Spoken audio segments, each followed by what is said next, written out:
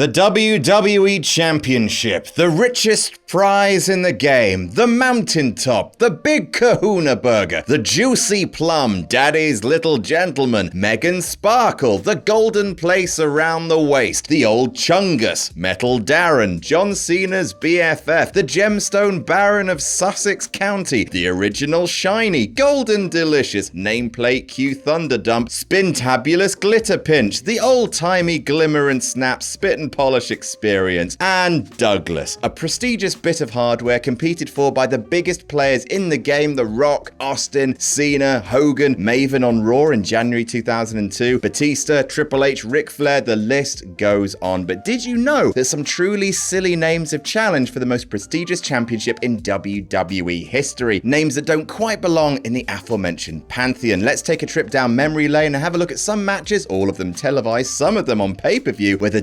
WWE champion put everything on the line against a challenger that makes you say, him? I'm Adam, hailing from PartsFUNknown, and here are 10 wrestlers you forgot challenge for the WWE Championship. Before we start the list, what's your favorite design of the WWE Championship? Big eagle all the way over here, but let us know below and like and subscribe to PartsFUNknown for more silly wrestling lists. Number 10. Gillberg. Oh, he's the silliest man. The figurehead of WWF being a catty little mister during the Monday Night Wars. Over in WCW, they had Goldberg. Have you heard of him? He fought for the WWE Championship at SummerSlam. Wasn't that silly? He was a big dude who killed medium dudes and entered two terrifying pyro. Vince responded by transforming Dwayne Gill into Gillberg, a tadpole dude who died often and came out to sparklers and aggressive fire extinguishers. Oh, and he was also WWF Light Heavyweight Champion for 15 fucking months. How do you do? During that reign, or to be specific, on August 31st, 1999's episode of SmackDown, he had a shot at an upgrade when he wrestled Triple H for the WWF title in the greatest champion versus champion match since Hogan and Warrior. He actually got a spear in on Trips, which popped the crowd, before proceeding to be murdered, and the kind of arrogant champion puts his title on the line against a jobber that WWE have repeated many times since. See also Brock destroying Paul London for the undisputed title in October 2003, and Sheamus killing Zack Ryder with the spinner belt on the line in August 2010. Number 9,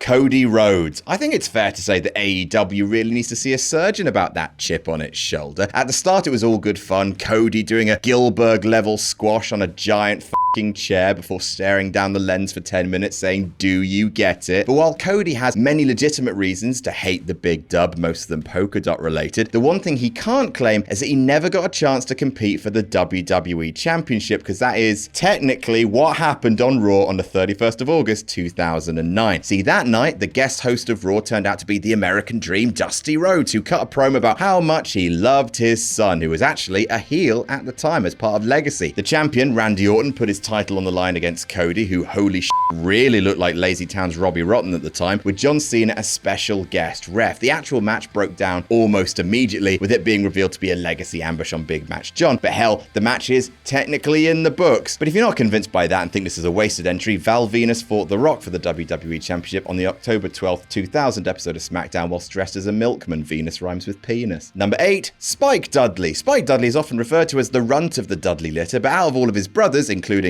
Big Dick Dudley, never forget him, he's actually had the most WWE Championship matches in his career. Devon can testify to having none. Bubba Ray fought Kurt Angle for the strap on SmackDown in December 2000, but Spike has fought for the former Winged Eagle not once, but twice. In the main event of SmackDown, June 14th, 2001, Spike fought Steve Austin for the belt and actually lasted 4 minutes. Good for him. 3 years later, on July 1st, 2004, the week after dethroning Eddie Guerrero for the WWE Championship, JBL defended the black and gold against Spike again in the main event of SmackDown, and Spike lasted almost twice as long, even nailing the Dudley Dog for a near fall. Turns out, Steve Austin is better than JBL. It's finally official. Number 7, Crash Holly. We almost put Hardcore Holly on this list, but I reckon most of our fans remember his incongruous match for the WWE Championship at the 2004 Royal Rumble. A fleeting main event promotion as a way of saying, you know, sorry about the whole Brock accidentally breaking your neck thing. It's a fairly well-known little wrestling curio, but did you know that both Holly cousins have wrestled for the big belt? Yes, just over over 3 years earlier, on the 13th November Raw in 2000, Little Crash Holly had the opportunity to add a WWE Championship run to his 22 hardcore title reigns. The show opened with current champ Kurt Angle declaring himself the most fightingest champion in WWE history, offering to fight a certain superstar who would have his arm tied behind his back. That superstar was Crash Holly, arm tied behind his back because damn, gotta make this matchup fair somehow, I guess. Despite going on to stack the deck against Angle by untying his arm, that wasn't part of the deal, Crash. Angle was able to overcome the odds, survive a near fall before locking in the ankle lock for a quick win. Number 6, Eric Bischoff. Good for you, Dad, you silly karate bastard. On October 3rd, 2005, WWE had a special homecoming episode of Monday Night Raw, with the program returning to the USA Network after 5 years with the channel then known as Spike TV. How'd you celebrate such a momentous occasion? First of all, bring back Steve Austin to stun every member of the McMahon family. That works. Next, have a Kurt Angle versus Shawn Michaels Iron Man match. Yes, please, I'll take seconds. Third, have Eric Bischoff wrestle John Cena for the WWE Championship in a no disqualification match with Kurt Angle sat at ringside like he's front row at a strip club. Did my dad win the WWE Championship?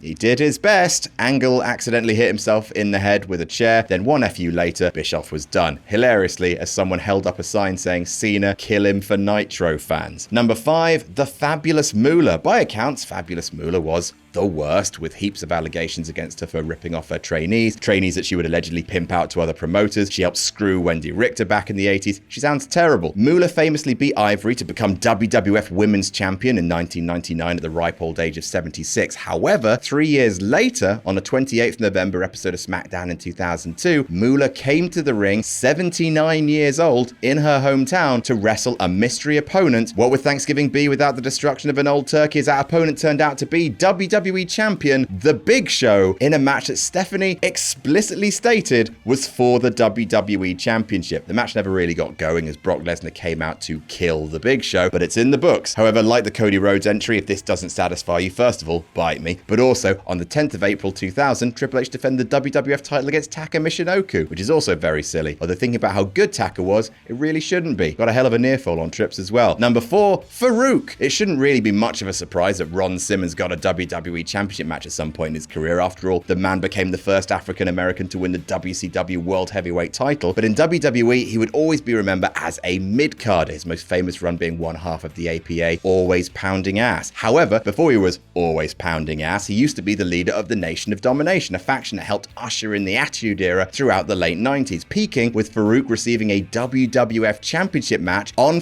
pay-per-view, no less. At King of the Ring 1997, Farouk, accompanied by members of the Nation, took on reigning champion The Undertaker. Crush was part of the Nation back then. Lol, Crush, what are you doing there? It was a 13-minute match that was really quite boring indeed, I'll be honest, which goes some way toward explaining why it's so easily forgotten. After the match, Ahmed Johnson beat up The Undertaker. Did Ahmed Johnson get a WWF title match?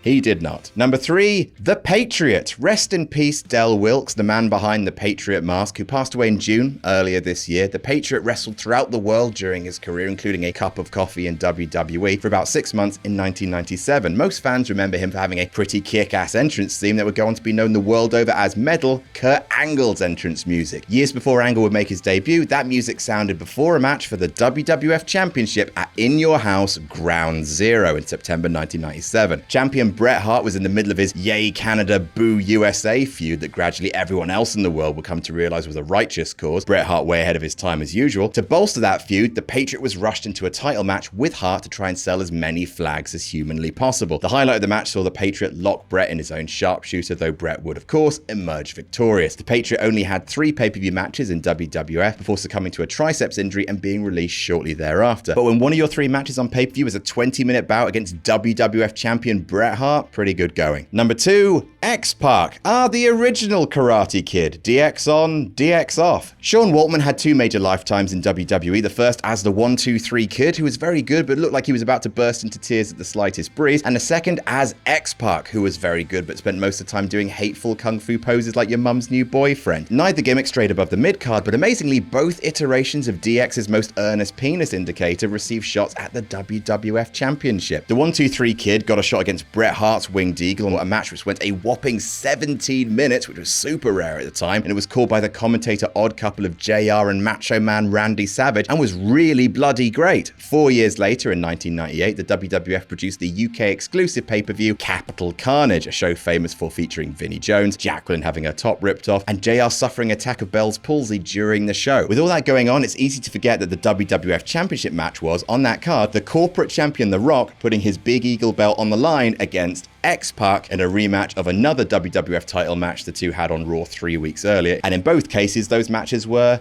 fine. It was the late 90s, it was running central. They were fine. And number 1, the Brian Kendrick. Brian Kendrick was and remains awesome. He was the emotional heart of the Cruiserweight Classic. Looks like what would have happened if Charles Manson had gotten into disco instead of cult. And in the late 2000s, his gimmick of the Brian Kendrick was really great. A sort of Jack Sparrow rocker / drug-addled swan. It was a lot of fun. And he won the right to compete for the WWE Championship in a championship scramble at Unforgiven 2008, in a match that featured guys who also never otherwise got title shots, MVP and Shelton Benjamin. What makes the story even more fun is that not only was this cruiserweight with the odd gimmick getting an incongruous title shot, but he actually sort of won the WWE Championship.